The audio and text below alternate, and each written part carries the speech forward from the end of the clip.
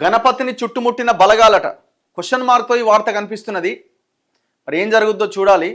PLG commander Hidma కూడా అక్కడే ఉన్నాడు అన్న సమాచారం ఉన్నదట.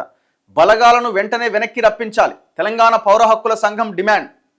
వీళ్ళు ఎన్ని డిమాండ్లు చేసినా ఏం చేసినా వాళ్ళు ఆపుతలేరు కదా. 2026 ఫిబ్రవరి కల్లా మొత్తం మావోయిస్టులనే లేకుండా చేస్తానని అమిత్ షా చెప్తున్నాడు.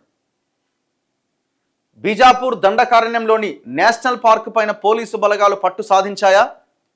వచ్చే ఏడాది మార్చి కల్లా నక్సలిజాన్ని అంతం చేస్తామని ప్రతినబూనిన కేంద్ర ప్రభుత్వం నేషనల్ పార్క్ అటవీ ప్రాంతంలో 25,000 బలగాలను మోహరించిందా? మావోయిస్టు పార్టీ అగ్రనేత గణపతితో పాటు గెరిల్లా తంత్రాల్లో ఆరితేరిన పిఎల్జీ 1వ బెటాలియన్ కమాండర్ మాడ్వి హిడ్మా, మరో అగ్రనేత దేవాను బలగాలు చుట్టుముట్టాయా? ఈ ప్రశ్నలకు అటు ఛత్తీస్గఢ్ పోలీసులు హెచ్చరికలు, ఇటు పౌర హక్కుల నేతలు ఆందోళనలు పరోక్షంగా అవుననే సమాధానాన్ని ఇస్తున్నాయి. నిజానికి కేంద్ర బలగాలు ఈ ఏడాది మార్చి నుంచే తెలంగాణ ఛత్తీస్గఢ్ సరిహద్దుల్లోని కర్రెగుట్టల్లో భారీ ఆపరేషన్ ప్రారంభించాయి. పెహల్గాం ఉగ్రదాడి తర్వాత ఆపరేషన్ సింధూర్ నేపథ్యంలో ఇక్కడి బలగాలను సరిహద్దులు తరలించారు. ఆ తర్వాత డిఆర్జీ బలగాలు మాత్రమే కూంబింగ్ కొనసాగించాయి.